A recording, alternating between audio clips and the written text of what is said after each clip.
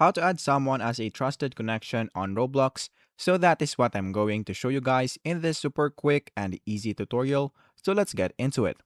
So the first thing that we need to do right here is to, of course, open our Roblox app. So make sure that you open your Roblox on the Roblox app, not on the Roblox website.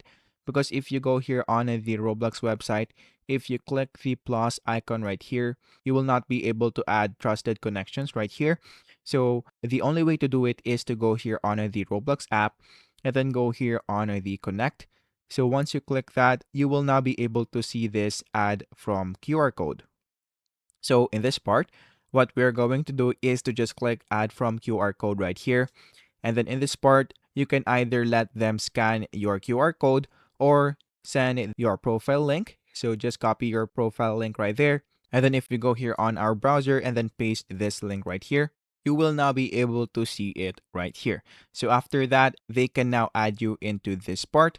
They can now add you as a friend or a trusted connection, and then that should be it. So that is basically it. That is how easy it is. That is how to add someone as a trusted connection on Roblox.